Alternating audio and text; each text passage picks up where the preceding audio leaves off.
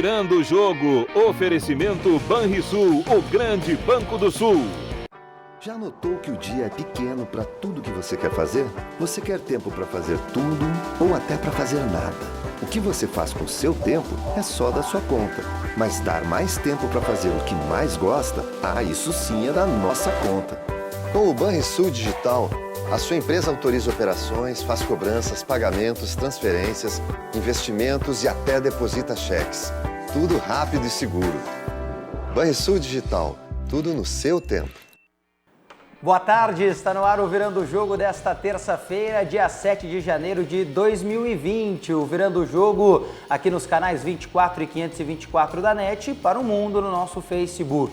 facebook.com/RDCTV Digital, no youtube.com/YouTube, /RDCTV Digital, também o mesmo login para você e ao vivo no nosso site, O nosso site é o rdctv.com.br. Os bastidores estão no nosso Instagram, o @RDCTV Digital. No Twitter, informações e a instantaneidade também da programação no RDCTV Digital. Todas as plataformas para você acompanhar o Virando o Jogo e, claro, toda a programação da RDC TV. Você pode, claro, como disse no início do programa, participar também pelo nosso Facebook, mandando seus recados, diga de onde você está assistindo o Virando o Jogo, também para a gente conseguir fazer um mapeamento aí de onde a RDC está podendo infiltrar. Nesta terça-feira, o programa tem a honra de receber Giovanni Oliveira e também Otávio Hoffmann para falarmos sobre a dupla Grenal. Eu comecei o programa bastante acelerado porque parece que virando o ano, as coisas já dão uma movimentada, a dupla Grenal começa a se mexer um pouco mais e as informações começam a surgir e a gente vai também trazendo todos os detalhes para vocês. Eu acho que eu não tive a oportunidade de vê-los ainda aqui no programa nesse 2020, então, primeiramente, feliz 2020 para vocês e tenha uma ótima temporada, não só da dupla Grenal, mas também aí de convivência entre os amigos e presença aqui no Virando o Jogo, senhores. Boa tarde. Boa tarde. Nem em Porto Alegre tinha me visto. Nem em Porto Alegre tinha visto o Otávio Hoffmann, Olha... Dá até pra ver aqui, a gente bota o Otávio na tela, tá um homem bronzeado, Bons dias de praia. Tu já é um homem da praia, né, Otávio? Eu já sou, Eu sempre digo, minha casa é na praia, Meus pais moram em Torres, então eu vim de lá. E é pra lá que eu vou sempre que eu posso, sempre que eu consigo, então no fim de ano não é diferente. Mas ontem eu cheguei direto para trabalhar e aí eu vi o programa um pouco lá no Facebook e já pensei, tenho que avisar o Diogo que eu tô de volta, E ontem tu me chamou já, prontamente aceitei e vim pra cá. Mas é aquela coisa, Não mudou muita coisa desde que tu saiu pra agora, Tu percebeu, pouquíssimas mudanças, É verdade, as coisas continuam mais ou menos do mesmo jeito. E Giovanni também está conosco aqui, mais uma vez. Giovanni Oliveira, uma honra tê-lo aqui também em 2020. Muitas coisas aparentemente não mudaram, mas também algumas coisas causaram já estranheza neste ano. Antes mesmo de gente começar o programa, eu brincava contigo fora do ar, sobre o que eu vou falar. O Rudinei, antes de começar o programa, que já estava perguntando sobre as contratações do Inter. E eu brincava contigo fora do ar, uma coisa parece que mudou, parece que de repente o Internacional tem dinheiro agora, Porque se fala aí em propostas de 7, 9 milhões de dólares do Inter pro River pelo Nátio Fernandes. Não sei se esse dinheiro é do Sonda, de algum investidor, não sei se tu tens a informação também, Diogo, mas eu fico impressionado, O último programa que participamos, tínhamos essa noção, e acredito que seja a realidade da dificuldade financeira do Internacional, mas agora parece, e claro, eu brinco, agora surgiu o dinheiro, acho que se vier é uma grande contratação, mas parece que realmente o Inter está a fim de bancar, de fazer um investimento importante no Nátio Fernandes, Só tem uma coisa que me leva a acreditar, não na informação eu acredito sempre, Tem uma coisa só que me leva a acreditar nisso, que é o fato de o Inter acredita muito no Nátio Fernandes. Ele tem 29 anos, tá no auge da carreira, eu acho que 29 anos é auge para muitas coisas, possivelmente seja, não tenho essa idade para dizer, mas a gente percebe, especialmente esportivamente, que aos 29 anos muitos atletas encontram o seu auge, mas também eu concordo contigo, de onde está vindo esse dinheiro? Eu só consigo imaginar que Delcir Sonda esteja mais uma vez efetivamente aí se movimentando nessa negociação. E aí é aquela coisa, se ele trouxe um presente, que foi o da Alessandro certa feita, né? Tá aí a recompensa desse presente, né? Porque o Nacho só pode ser o substituto para o da Alessandro. Não vejo outra explicação do que não essa fazer um investimento de 9 milhões num jogador de 29 anos. Mas eu não... Isso também no caso da Enza, porque a gente já ouviu o Rodrigo Caetano falando muitas vezes, né, sobre a falta de dinheiro do Internacional, a gente vê o Inter com dívidas, enfim, tendo que rebolar sempre ali para fechar as contas, e aí surge essa especulação. Eu não sei até que ponto isso vai ser saudável para o Internacional do ponto de vista financeiro, porque se você pagar todo esse dinheiro para o jogador vir, o salário dele também vai ser muito alto. E eu não sei como vai ser a adaptação dele ao futebol daqui, porque é um jogador que só atuou até agora com o Galhardo e no River Plate. Então acho que a gente, né, tem que ter um pouco de desconfiança nisso também. É claro que é um grande jogador, também acho que seria o substituto para o D'Alessandro, mas precisaria, eu acho, de alguns ajustes ainda, porque está acostumado a um estilo de jogo único, né, desde o início da carreira. E eu também não sei se o Galhardo vai liberar assim simplesmente, porque é o jogador dele também, né? O jogador que ele ajudou a formar, que ele ajudou a desenvolver.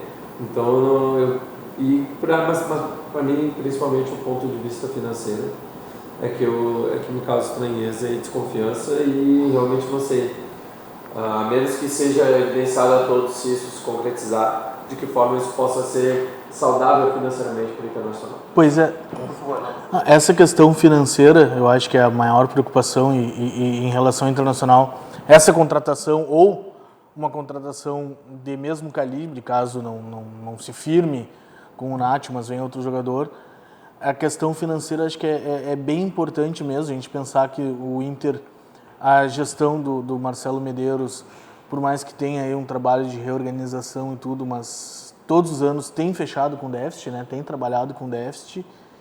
E, bom, eu me preocupo muito por ser um ano eleitoral, né? E daqui a pouco tem aquela ânsia por buscar um título, por fazer grandes campanhas, se o Inter daqui a pouco não pode dar uma desarrumada na casa.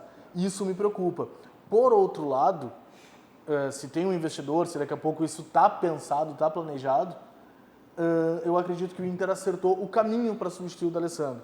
Mesmo que o Nacho não venha ou que venha e não dê certo, o Internacional precisa entender que para substituir um jogador do calibre do D'Alessandro é com investimento.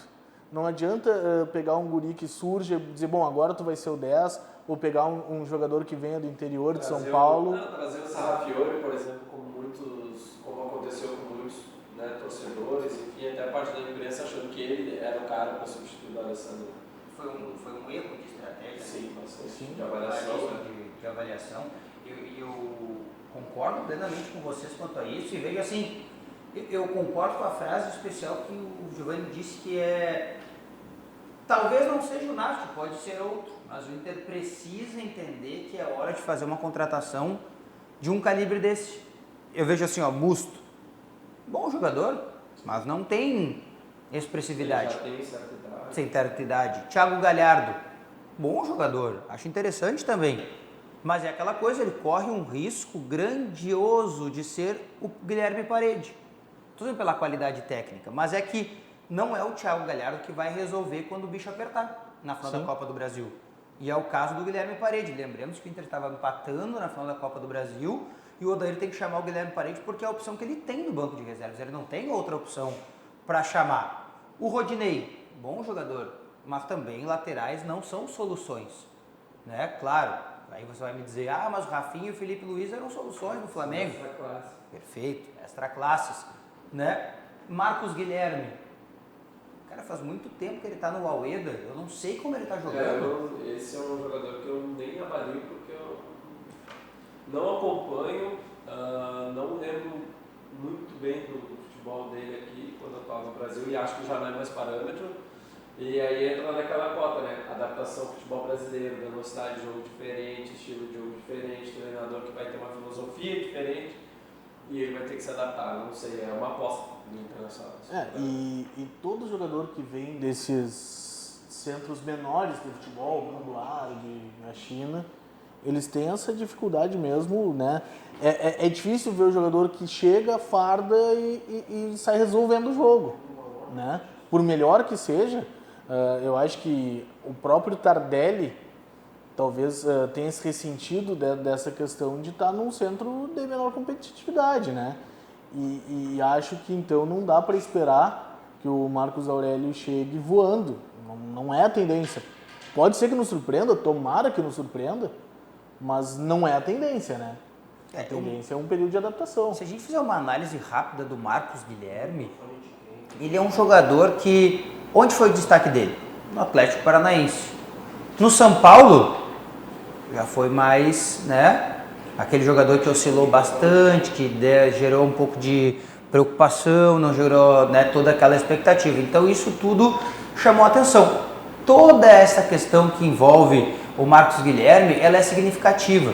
Por quê? Porque ele é um jogador que chama bastante atenção. É um jogador que chama bastante atenção. Eu contrataria? Eu contrataria. Mas também eu não sei se exatamente ele é o jogador que o Internacional precisava. Tem muita gente fazendo uma comparação que eu não gosto. E acho até injusta com o Marcos Guilherme, porque eu acho que ele é mais jogador. É o novo Wellington Silva. Não concordo. Acho mais jogador. O Marcos Guilherme, que jogou no futebol brasileiro antes de ir para o Al-Ueda, ele é mais jogador. E mais, o Al-Ueda se despediu do Marcos Guilherme como se fosse um adeus de uma peça fundamental do clube. Então acho que tudo isso também é importante a se destacar. Mas eu acho que o Inter tem se movimentado bem no mercado. Eu não trato o Inter como um clube que não foi bem no mercado de transferência até aqui. E até pela quantidade de dispensas que o Inter teve, né? É um time que dispensou diversos jogadores que vai precisar repor. E aí não adianta achar que vai repor só com jogadores decisivos e jogadores titulares. Não, vai precisar de Thiago Galhardos, de Marcos Guilherme, entendeu? De Mustos, de jogadores assim, para ir achar 2, 3 jogadores titulares mesmo e trazer a exceção do Rodinei, que vem para ser titular na lateral direita. Os demais eu vejo como postulantes a titular, mas vão disputar a posição. Isso é muito importante porque o calendário é muito difícil. O Inter joga daqui um mês, o Inter está jogando pela Libertadores, o Inter está jogando o ano dele, então precisa de jogadores, precisa estar mais completo. E eu acho que o Inter, dentro das possibilidades, tem se movimentado bem. Não acha só, Otávio, eu vou pegar um gancho do que tu disseste, que esses jogadores contratados, eles não estão já prontos para essa necessidade do dia 4? Marcos Guilherme vem do mundo árabe. Tava jogando? Tava jogando, mas vem do mundo árabe. Musto não estava jogando. Rodinei vai chegar atrasado, né? E o Thiago Galhardo é o único que vai entrar num ritmo do futebol brasileiro. Eu acho que o Inter, para esse início de ano, para a Libertadores ali, vai ser meio o Inter de 2019. Não tem. Isso eu lembro que eu defendia nos últimos programas que eu participei aqui, que é um Inter que começa o Gauchão precisando pensar na Libertadores, só que o Gauchão tem uma viagem para Erechim e para Ijuí. Como é que tu faz? Como é que vai ser esse planejamento internacional nas primeiras rodadas do Gauchão? Porque precisa botar o time a jogar Gauchão para pegar um pouco de ritmo para jogar na Libertadores. Então assim, vai ser o time que, ao meu ver, na Libertadores não vai ser jogo fácil, porque o time vai estar desentrosado, vai estar sem ritmo de jogo, o Inter vai ter que jogar pro gasto.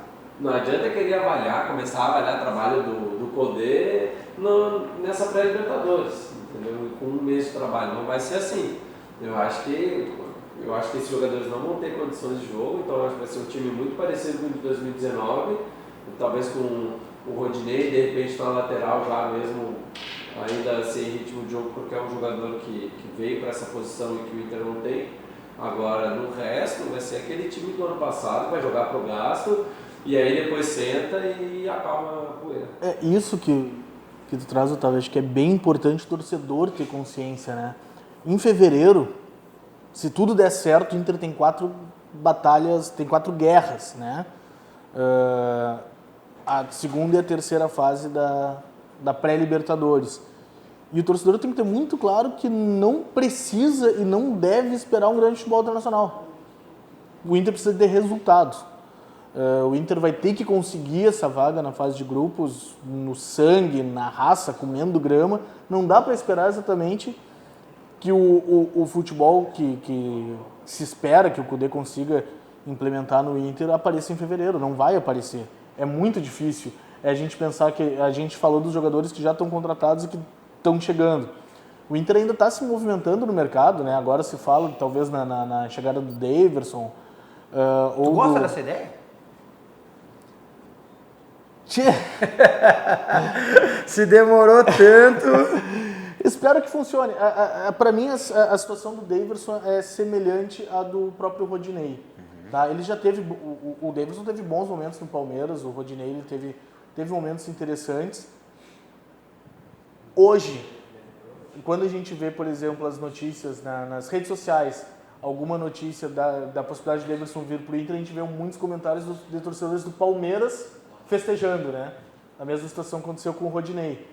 Espero que eles consigam encontrar um bom momento no Internacional. Eu acho que a gente já pode criar uma categoria quase de jogadores que o Inter precisa, mas não é bem esse. Esse seria o caso do Daverson. Entrou mais ou menos naquela categoria do Nacho ali, que é o Inter avaliou que é esse jogador que precisa. É um jogador nessas características que o Inter precisa, mas talvez não dê para ser o Nacho agora, pela questão financeira, enfim. E no Daverson também. Eu avalio que sim, é um jogador que o Kudê vai gostar nas características, mas talvez não seja o Daverson, pela questão temperamental dele, né, psicológico dele, enfim. Mas as características sim, porque o Kudê joga com 2 atacantes, você vai jogar com um Guerreiro, que é um jogador mais parado, um jogador finalizador, e precisa de um jogador que corra por ele para fazer aquela pressão na saída de bola. O Daverson é esse jogador, porque é ligado no 220. Marca zagueiro, faz falta. Ele é ligado no 220 para tudo. 6 cartões amarelos e 1 cartão vermelho no ano passado no Campeonato Brasileiro. Para um centroavante é muita coisa, né? Então assim, eu acho que nessas características talvez isso demonstra um pouco do que eu quero dizer, inclusive, né, de que ele é um jogador que sim, que marca, que vai para cima, que gosta de apertar a marcação, aperta os zagueiros, ajuda o centroavante, porque é um centroavante que já não tem tanta energia, que é o Guerreiro, mas talvez não seja bem ele. Eu acho que o Inter vai ter que dar mais uma buscada no mercado para achar esse segundo atacante. Ontem eu estava no programa à tarde na Rádio Grenal e o Calvin, nosso comentarista lá, ele disse o seguinte: é o centroavante ruim que o Kudê gosta. Ele fez uma lista, né, de jogadores ruins, entre aspas, né, que já jogaram com o Kudê. Herrera, Churi, né, jogadores que jogaram, o próprio Cristaldo, que jogou no Palmeiras também. É aquela coisa, não tem muita qualidade, é o mais tosco dos 2 atacantes. Né, se botar Daverson e Paulo Guerreiro na mesma... Ele é muito mais tosco, né? O Daverson é o tosco, né? Então, isso é muito complexo. Então, aparentemente, acho que tu contrataria isso, velho. Olha... Tá te doendo dizer que sim, né? Mas eu acho que tu tá querendo dizer Não, que sim. assim, se for feito, por exemplo, um negócio com o Zeca, que o Inter não acredita mais no Zeca, né? Não eu realmente acho que não chega como um atacante que o Internacional merece, mas talvez dentro da possibilidade do Internacional, porque a gente fala aqui de dar um grande lance com talvez o Nacho, mas a realidade o Inter não tem dinheiro para contratar um time inteiro de ponta de linha, né? O Internacional vai ter que contratar mais jogadores médios. Me preocupa muito a questão do temperamento. Tirando a questão não fosse o temperamento do Daverson, eu traria mais tranquilo. Eu acho que só com a anuência do setor psicológico do Inter. Não, faz um psicotécnico, né? Não, a gente fala brincando, mas é um ponto muito importante hoje, né? É sentar e conversar. O Daverson, o comportamento que ele tem no Palmeiras não serve para o Inter. Não serve. É um jogador que no Grenal vai ser expulso, porque vai ser provocado, porque vai tomar um tapa aqui, um chute. Já pensou Daverson e Edilson? Não rola. Bom, daí nesse caso os 2 seriam expulsos. Mas é outro jogador que depois se a gente entrar nessa também, eu acho que da mesma forma. Mas eu acho que o Daverson do ano passado, o Daverson do Palmeiras, que o Filipão tinha que vai dar puxão de orelha, vou montar, porque todo jogo tinha uma crítica ao comportamento do Daverson. ainda que às vezes dentro de campo ele correspondesse mais do que o Borja, por exemplo, que era o concorrente dele. Pois é, e é interessante que tá falando do Filipão, né? Ele funcionou em determinado momento com o Filipão, mas exatamente, era o Filipão dando esses puxões de orelhas públicos, e isso que a gente está falando do Filipão, que é um cara que tem controle sobre os jogadores mais difíceis, sim, né? Sim. Então Vai ter um treinador estrangeiro, talvez não tenha a mesma paciência, enfim, eu acho que é... Me causa um pouco de curiosidade é o fato de o Kudê ter indicado um jogador como o Daverson, né? Sim. Ele tem passagem pelo futebol europeu, jogou na Espanha, né, o Daverson, mas mesmo assim ele não teve grande destaque no futebol da Espanha e também não é um jogador destacado no nosso cenário aqui, né? Não dá pra dizer, quais são os grandes centroavantes do futebol brasileiro? Tá na lista o Daverson? Acho que não, né? Não tá na lista dos grandes centroavantes do futebol brasileiro. Banrisul Digital, um aplicativo completo para simplificar a sua vida de um jeito que só o cliente Banrisul tem. Baixe e comece a usar hoje mesmo. Banrisul Digital. Clique e simplifique. Vamos ao recado do Sesc e nós já voltamos. Seu Gonçalo queria que curtissem suas fotos nas redes sociais. Então começou a postar selfie com um sorriso, selfie depois do treino, até selfie da selfie ele já fez. Sabe o que ele mais curte em tanta selfie? Mudar o cenário. O Sesc tem muitos jeitos para você ser feliz. Pacotes turísticos durante o ano todo. Rio de Janeiro, Salvador, Bonito, Caldas Novas, Torres e muito mais. Vá até uma unidade do Sesc ou acesse o site. Acesse o site do Sesc e você também, sesc-rs.com.br. Bom, falamos do Internacional nessa primeira parte aí, vamos falar um pouquinho do Grêmio agora aqui no Virando o Jogo. Você segue mandando recados pra gente no nosso Facebook, vamos dizer os recados que estão chegando também, muita gente participando, muito obrigado pela audiência aí nos últimos dias especialmente, né? A audiência tem sido cada vez mais espetacular aqui no Virando o Jogo e a gente, claro, agradece todo mundo que participa conosco. Olha só, o Rodrigo Silva diz, a diferença entre dupla Grenal é abissal, quero ver na fase de grupos, claro, se o Inter lá chegar, né, mandando recado. O pessoal mandando, Daverson vem, pergunta o Márcio Martins Fraga. É um negócio que o Inter tem interesse, né, mas ainda não fez uma proposta oficial. O Márcio Martins Fraga ainda pergunta se o Musto, o Rodinei e o Thiago Galhardo, pergunta não, afirma, né? Se vier o Marcos Guilherme e o Nacho, já muda um pouco a cara do time, mandando um recado pra gente. E alguma novidade a respeito do Nacho? Pergunta o Luiz Alberto Raimundo Ribeiro. A informação que o Giovanni trouxe, né, que os nossos colegas também têm trazido aí, é que o Inter efetiva uma nova proposta agora pelo Nacho, financeiramente maior, né, buscando a contratação desse jogador. E no Grêmio, ao que tudo indica, o Grêmio contratou um goleiro, Vanderlei, tá para fechar outro lateral, que é o Edilson, e ainda observa no mercado a situação do Pedro, centroavante da Fiorentina. Caio Henrique é certo. E o Caio Henrique é certo, é uma questão burocrática. Até me bateram uma ontem, que é a seguinte, o pessoal lá não tá com pressa, porque não faz diferença, ele não vai jogar agora, ele só joga depois, não precisa inscrever na Libertadores agora, então é aquela coisa assim, tanto faz se for anunciado agora ou não, porque o negócio tá fechado.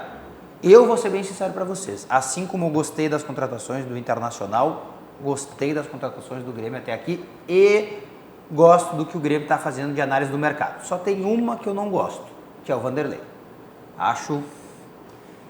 Gostei da definição do Cristiano Oliveira, comentarista da Rádio Guaíba, que esteve conosco aqui na semana passada.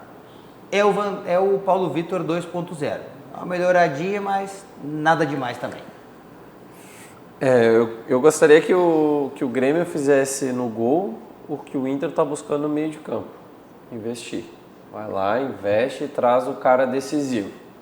No gol, assim como no meio de campo, no ataque, tu precisa de jogadores decisivos.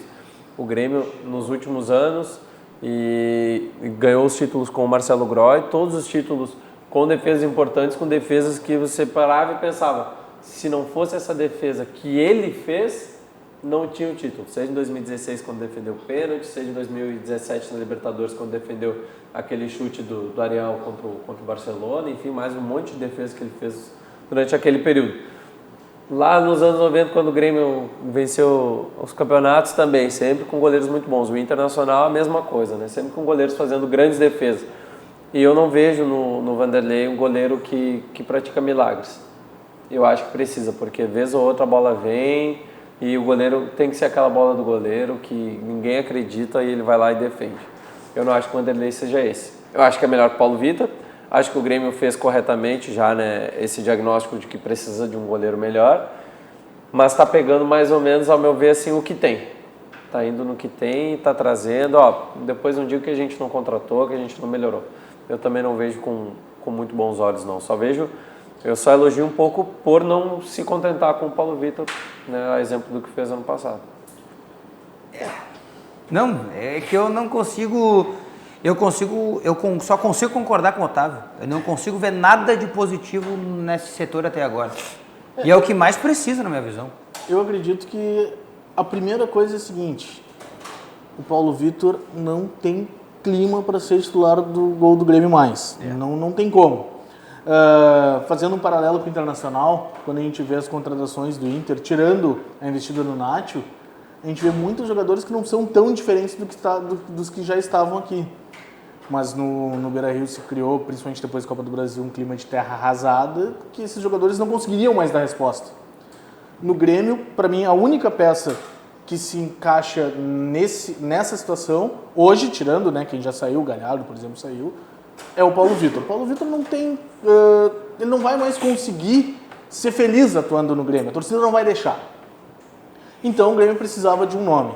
O Wanderlei muda isso. Chega, né, um cara que não tem essa pecha. E também, para mim, é só. Espero que ele faça nós três. Termos que admitir claro. que grande ano que fez o Wanderlei. Mas, para mim, a grande vantagem dele sobre o Paulo Vitor hoje é essa. É que ele chega renovado, mais calmo, chega num claro. ambiente melhor. Agora, eu vou... Já me repeti aqui várias vezes, né? Eu acredito que, se não for para fazer um grande investimento, trazer aquele camisa 1 incontestável, o Grêmio poderia sim dar chance para o Mediolaro. Primeiro porque, por mais que seja um guri, a régua hoje ela está baixa. A torcida, me parece, teria muito mais paciência com o garoto, exatamente porque vem de uma experiência que acabou não funcionando com o Paulo Vitor. E, bom, se o Mediolaro é realmente tudo que se espera, tudo que quem entende da posição fala, como o próprio Tafarel, tem que botar a jogar. A gente já trouxe os exemplos aqui do próprio Darley, que foi campeão da Copa do Brasil com 20 anos, da Libertadores com 21, jogou Mundial com 21. Então, assim, se não tem um goleiro que, bom, Mediolaro, espera um pouquinho que a gente está trazendo o cara. Bota o guri a jogar. Não consigo ver que o Wanderlei vai acrescentar tanto. E outra coisa, quantos anos o Wanderlei tem? 35? 35. Pois é, um goleiro para esse ano. Talvez, se der certo para esse ano e ano que vem. O Grêmio, de forma implícita, assume que o Wanderlei não é o nome preferido quando o Wanderlei é reserva do goleiro que o Grêmio queria trazer ano passado, que é o Everson. Então, assim, o Grêmio, Perfeito. O Grêmio já assume ali que não é o Wanderlei que o Grêmio quer. Tá pegando porque é o que tem. É o que está disponível no mercado, porque é uma reserva de bom nível, melhor que o Grêmio tem, mas é só porque está ali, viável financeiramente, não precisa de muito esforço, e é por isso. Mas o goleiro que o Grêmio gostaria de contar no Santos, por exemplo, se o Grêmio fosse escolher, é o Everson. Não, então, eu vejo também que o Grêmio não vasculhou o mercado atrás de uma opção para o gol. É o que me parece, assim. Porque, se a gente para analisar o mercado do Grêmio, todas as posições o Grêmio vasculhou. Qual é o jogador que fica à disposição para contratar na lateral direita? O Vitor Ferraz. O que o Vitor Ferraz pode fazer que o Grêmio pode negociar? O Santos quer o Madison? Beleza, a gente troca. Na lateral esquerda, quem é o jogador que está disponível e seria interessante? É o Caio Henrique. Ele vai ficar livre no mercado? Vai ficar livre no mercado. Mas como é que faz para trazer? Vai lá no Atlético, tenta o empréstimo. Beleza, vamos tentar. Não tem volante? O que está disponível no mercado que tem qualidade? O Lucas Silva está livre no mercado, é um jogador caro, muita gente quer, mas ele está livre, não tem que contratar de ninguém. Beleza, vamos pegar. E no gol? No gol parece assim, olha, torcedor quer goleiro, torcedor quer goleiro, torcedor quer goleiro. Aí quando ninguém mais fala do goleiro, o torcedor insiste, tá tudo bem, mas e o goleiro? Tá, mas e o goleiro? Aí o Grêmio foi lá, quem é que tá à disposição? É o Vanderlei, beleza, vamos pegar. Não fez uma análise, né, propriamente dita, assim. E eu concordo, o Felipe Mediolar é jovem, mas uma hora ele vai ter que jogar. Ou ele vai jogar aqui, ou vai ser que nem o Cássio? Não, ou o Léo Jardim, mais recente, tá que nunca jogou aqui, semana passada estava jogando Liga dos Campeões. Não pode, eu entendo, não é todo mundo que vinga, não é todo mundo que vem da base que vai jogar, mas, inevitavelmente, você tem que dar algum tipo de oportunidade. E eu concordo, não existe no futebol brasileiro, talvez hoje, ninguém que possa fazer uma análise tão perfeita quanto o Taffarel. E se o Taffarel tem todos os méritos de ter dito que o melhor goleiro do mundo seria o Alisson e ele acertou, talvez ele tenha todos os méritos também e credenciais para dizer que o Felipe Mediolar é bom. Eu acho que o Felipe Mediolar vai jogar no Gauchão, né? Eu acho que ele tem que dar oportunidade. Eu não ponho minha mão no fogo ainda, mas eu acho que ele, por todas essas pessoas, né, que convivem com ele, que já conviveram, um goleiro que já foi para a seleção, um goleiro que provavelmente vai jogar as Olimpíadas ano que vem, precisa ser testado. Talvez não seja o titular esse ano. Eu acho que o goleiro tem que ter um caminho ali de idas e vindas, vai jogando até se firmar na posição. Mas eu acho que no Gauchão ele deve atuar, justamente para a gente ter uma prova real. E eu gostaria de ver ele atuando com o time titular também, né? Que faz muita diferença. Não adianta você colocar ele com o time titular, com ele tendo o Jeromel e Kahneman, com ele tendo o Maicon, enfim, muda muito para ele mesmo a confiança. Você botar ele para jogar com os reservas, com o Juninho Capixaba num lado, sabe, já prejudica, porque a bola vai chegar muito mais, a bola vai chegar pior, enfim, dificulta muito. E eu acho que ele deveria ser testado, inclusive com os titulares. Eu acho que o Gauchão é o melhor momento para isso. E testa a personalidade também, porque o goleiro tem que ter personalidade.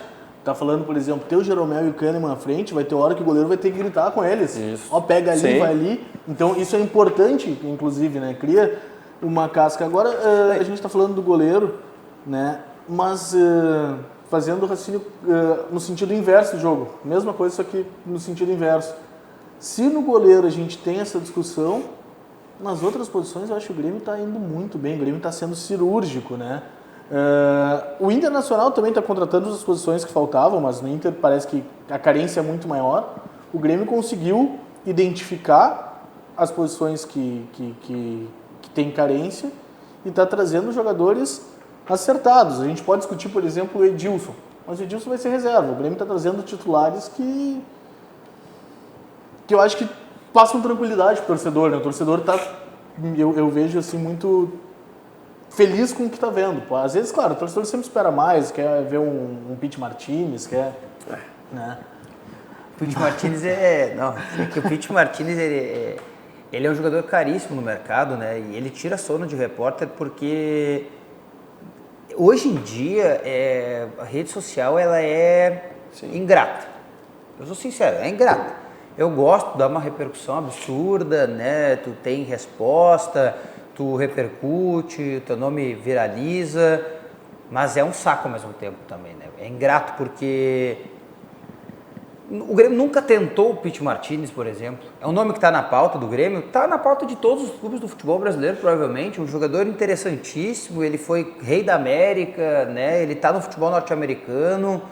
Mas o Grêmio nunca tentou, e vamos ser sinceros, vocês acham que algum clube do futebol brasileiro tem 10 milhões de dólares? 10 milhões? Ninguém tem.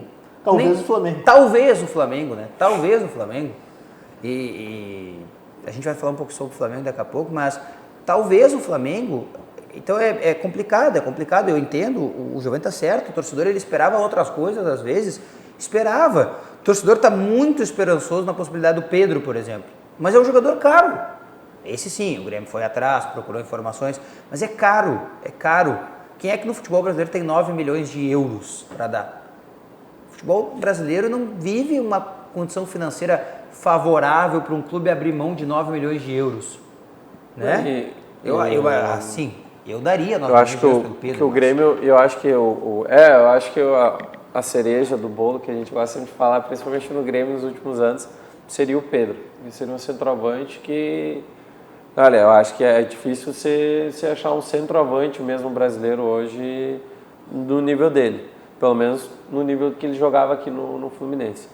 Agora, eu acho muito difícil a operação, porque o Grêmio, o Romildo não é o presidente que pega aqui o dinheiro, então vai lá e contrata. Não, ele vai negociar.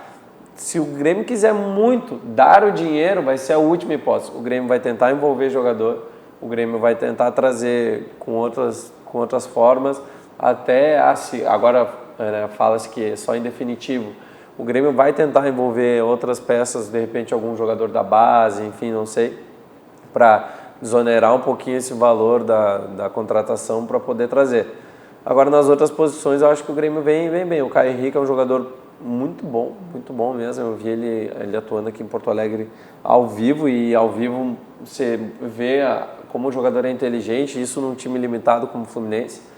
E eu acho que o Lucas Silva vem para ser o que o Rômulo, que pode dar certo. É um jogador que não vem para ser um titular absoluto, porque não vem de boas temporadas, mas é um jogador que tem um potencial para, de repente, no decorrer da temporada, se tornar um jogador importante no Grêmio. E o Caio Henrique, a gente tem que lembrar, ele tem 22 anos, né? Um jogador que vai jogar a Olimpíada, com certeza, né? Ele vai se valorizar, ele vai virar um jogador novo, né, dentro do mercado, cenário. Eu gosto muito da ideia do Grêmio ter o Caio Henrique, né? Claro, eu me somo aí também ao torcedor do Grêmio nesse momento, porque a expectativa de ver um jogador deste nível no futebol gaúcho é muito importante, né? E eu acho que quanto mais nós gaúchos, né, Inter e Grêmio Inter, poderem, né, contratar jogadores desse nível, eu acho importante. É um jogador que vem do futebol europeu, jogou um campeonato brasileiro primoroso, tem números melhores que o do Felipe Luiz, por exemplo. Pode dar errado, pode dar errado, mas eu acho importante. Agora, quanto ao Pedro, né, não sei qual é a opinião do Giovani, o Otávio falou sobre o Pedro, mas eu contrataria de olhos fechados. Contrataria o Pedro assim, de olhos fechados. Eu não tenho nenhuma dúvida de que ele se não é o melhor que tem, é a melhor coisa que pode ter no mercado. É caro? É caro, mas eu acho incrível a maneira como ele surgiu. Ele é muito jovem, o poder de revenda dele é absurdo, né? Eu faria todo e qualquer investimento possível para ter o Pedro. Não sei o que vocês pensam. Eu acredito que, primeira coisa, eu tenho confiança que o presidente Romildo, por exemplo, ele não comete irresponsabilidade, bem na linha do que o Otávio falou. O Pedro não vai vir se isso for prejudicial ao Grêmio, né? Se vai trazer o Pedro e o Grêmio vai se complicar financeiramente. Claro, pode às vezes trazer o jogador e não dar certo. Só que isso pode acontecer com qualquer jogador, com o jogador que tu contrata por empréstimo do interior do Paraná pagando 100 mil e do jogador que tu paga 10 milhões.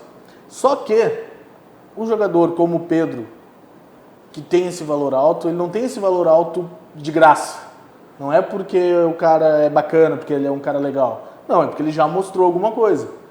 Então, é muito mais fácil esse tipo de jogador dar certo. Toda contratação é uma aposta. Só que tem apostas com menos chances de dar errado. O Pedro, eu acho um jogador também fantástico. E principalmente, fora tudo que ele pode contribuir dentro do campo, acho que esse fator que tu trouxe, João, que é um jogador que depois de contribuir muito para o Grêmio dentro do campo, ele pode contribuir muito de volta para os caixas do Grêmio, né? Porque é um jogador que a revenda pode ser bem interessante.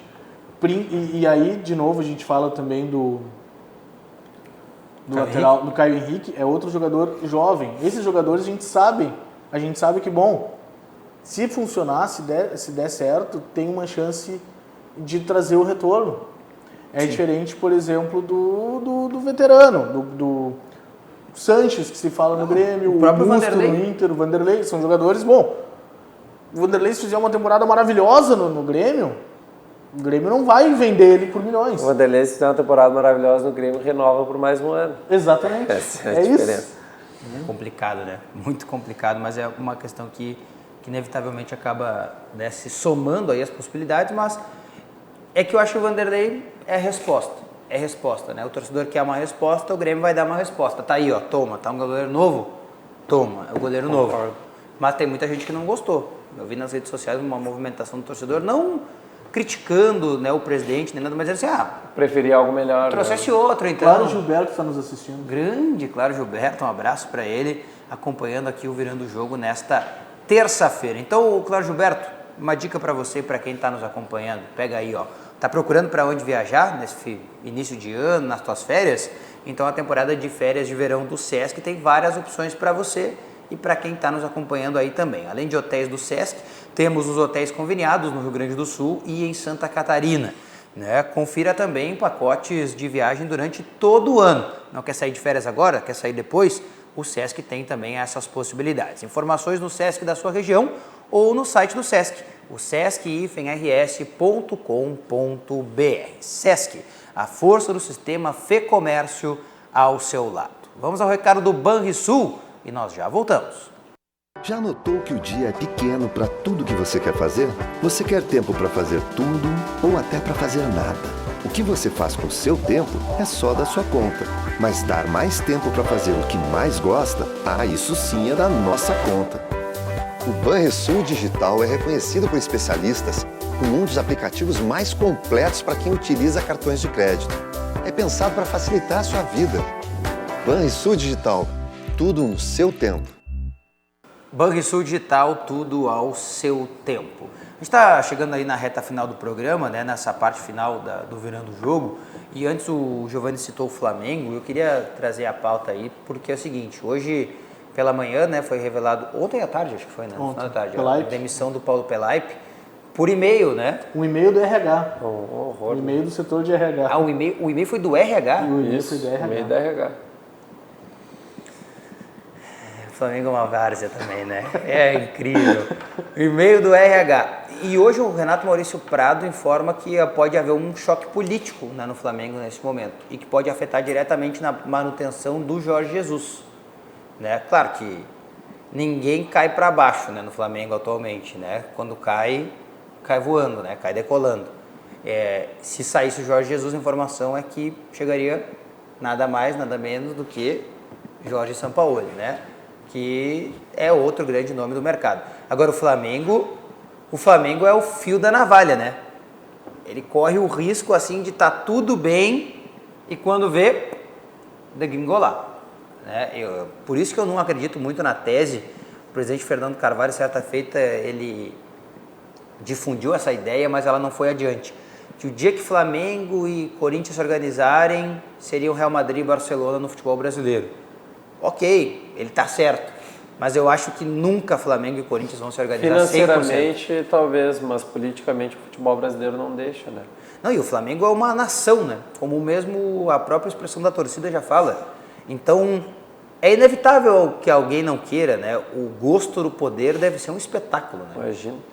E ainda mais de um time como o Flamengo atualmente, né? Mas eu acho interessante essa situação do Pelaipe. Claro, que bom pro Flamengo, né? Também isso não aconteceria em outro momento, mas que é um momento, né, de pré-temporada e tal. Mas é um poder de causar crise quando tá tudo tranquilo, né? O mar tá muito calmo e tal, né? Então vamos dar um jeito aí de dar um problema no barco para ter dificuldade para pilotar. Um time que está acima da crítica, né? Porque a gente pensa que nada pode causar uma turbulência ali, né? Pode balançar esse barco e acaba que internamente mesmo eles vão se machucando, né? Vão se prejudicando, e no momento em que realmente não tinha nada para dar errado, né? Uma sequência agora de começar o Carioca com sub-20, tudo tranquilo, sem cobrança, até chegar nos profissionais, vai lá, faz todo, né, o ano, a expectativa altíssima, mas aí o Jorge Jesus já ventilou que talvez em maio não fique mais, porque se algum time da Europa ali, de 5, 6 times, chamarem ele vai, aí já começa a correr na imprensa que então o São Paulo seria o segundo nome. Eu acho que sim, porque o São Paulo não pegou nenhum time do Brasil, porque ele queria times que cometessem loucuras para competir com o Flamengo, já que não pode competir com o inimigo, né? Tu te junta a ele, seria o que o São Paulo faria, né? Mas eu não sei, agora a gente vai ter que ver o poder de administração interna que o Flamengo tem para contornar essa situação do Pelaipe, que foi muito triste, assim, e espantosa, né, pra gente. Me espanta o fato de como aconteceu, né? Isso. Não, eu citei Ele aqui recente tinha ido para a Europa, né, para conversar com o Jorge Jesus sobre como seria o 2020. Sim. Alguma coisa inexplicada aconteceu. E a forma também, né? A gente fala aqui até... Em tom de brincadeira, tom né? de brincadeira do e-mail da RH, porque, claro, demonstra um pouco da bagunça, mas assim, quando a gente está falando de um diretor como Paulo Pelaipe, é desrespeitoso isso, né? Sabe, qualquer pessoa ser demitida por e-mail é muito desrespeitoso. Agora, quando a gente fala de uma pessoa de alto escalão do clube, né, que atua exatamente direto na formação desse time super campeão do Flamengo, a demissão dessa forma é errada, não consigo achar outra palavra, é um desrespeito, né? Por mais que daqui a pouco tenha surgido algum problema com o profissional, eu não consigo entender como tu não vai chamar o cara, né? Não, senta aqui, vamos conversar, a situação é essa, te agradeço.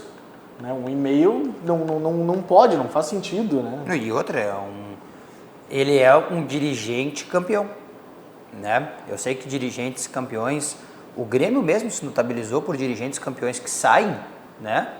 Mas saíram de maneira, eu vou usar essa expressão porque me parece que não é assim que ele está saindo do Flamengo.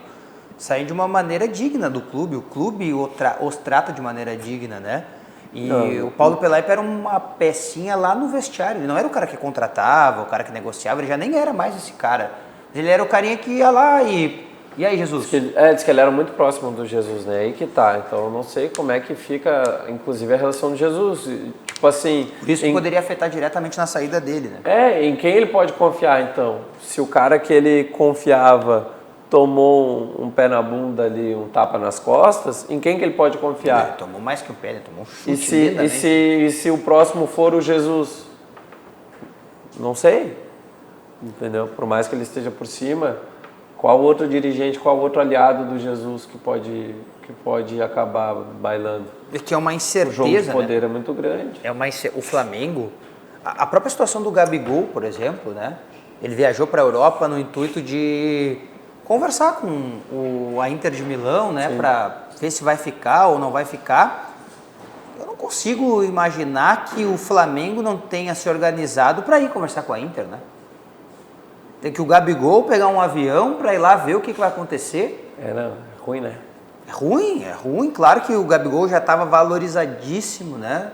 No fim do Campeonato Brasileiro, ali na Libertadores da América, mesmo nas fases finais, ele já tinha destruído naquele jogo contra o Grêmio 30 dias antes da final, né? Nem vamos falar da final, onde ele fez 2 gols importantíssimos, né? Os gols do título, mas é um jogador, eu vejo assim, tem muita coisa desorganizada ainda, né? Por isso que não vira essa máquina. Aproveitar e mandar um grande abraço da organização, o professor Leandro Brandão, que está organizando o Jogo das Feras no próximo dia 14, quinta-feira estará aqui conosco. Pois tudo isso do Flamengo passa ainda uma cara até de amadorismo, né? Que parece que o futebol carioca não consegue se desligar. Mesmo o Flamengo, que se descolou totalmente dos rivais, o Flamengo está 3, 4, 5 prateleiras acima, né?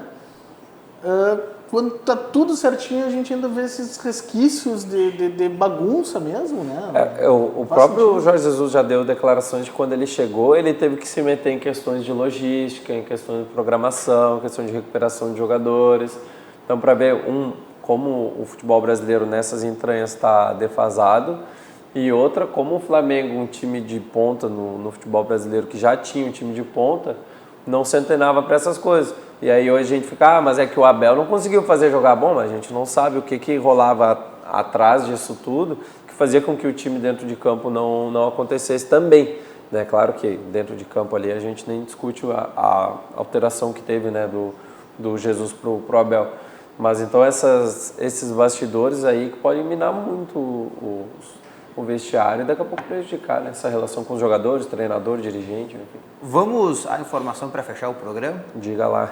Acabo de receber aqui de uma pessoa ligada ao Edilson que Grêmio e Edilson não avançaram na negociação e Edilson não deve, por hora, fechar com o Grêmio, né?